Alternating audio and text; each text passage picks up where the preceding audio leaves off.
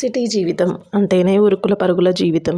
పక్కింట్లో ఏమవుతుందో సంబంధం లేకుండా, ఒకరితో ఒకరు పరిచయాలు లేకుండా బ్రతికేస్తూ ఉంటారు. మన ఇంట్లో పక్కింట్లో పక్కన కనీసం 4 రోజులుగా ఒక వాళ్ళు బయటికి రావట్లేదంటే కూడా మనం వెళ్ళి చూడం.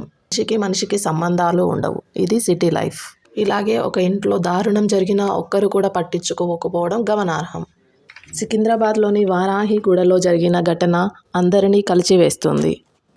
అయితే 2 కూతుర్లు దహన సంస్కారాలకు డబ్బులు లేక, ఎవరూ సాహసం చేయక, సహాయం చేసేవాళ్ళు లేక 9 రోజులు ఇంట్లోనే ఉంచుకున్నారు. దీంతో 2 కూతుర్లు డిప్రెషన్లోకి వెళ్ళిపోయారు. వీళ్ళ తండ్రి ఎక్కడా? వీళ్ళు నిజంగా డబ్బులు లేకే ఇలా చేశారా?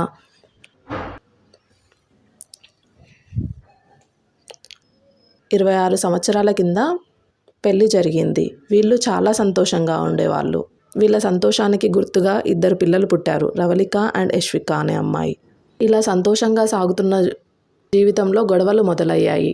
అప్పటి నుంచి 2020లో రాజు ఎక్కడికో వీళ్ళను వదిలేసి వెళ్ళిపోయాడు.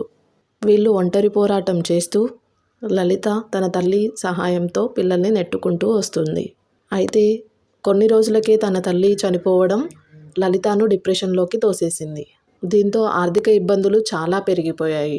తల్లి పిల్లల్ని పోషించలేక చాలా కష్టాలు పడింది. అయినా ఆర్థిక ఇబ్బందులు కుదుట పడలేదు. దీంతో వాళ్ళిద్దరి చదువులు మాన్పించేసి, రవళికను బట్టల షాప్లో పెట్టించి, యష్మికను ఈవెంట్ మేనేజ్మెంట్ కంపెనీలో వీళ్ళిద్దరూ ఇలా పనిచేస్తూ ఆర్థికంగా సహాయపడడానికి ట్రై చేశారు.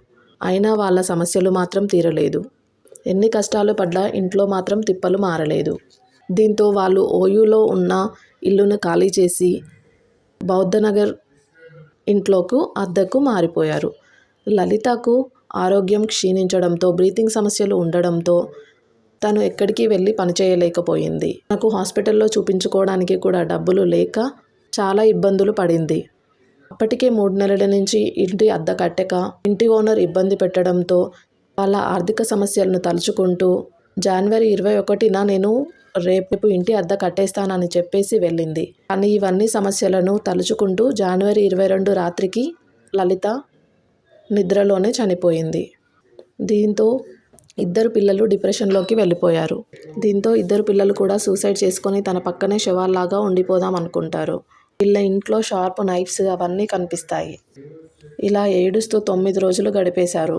బిక్కుమంటూ ఒక రూమ్లో ఏడుస్తూ, ఒక రూమ్లో తన తల్లి శవాన్ని పెట్టుకొని ఓనర్ వచ్చి అడిగినా తనకు చెప్పకపోగా శవాన్ని అలాగే ఇంట్లో ఉంచేసుకున్నారు.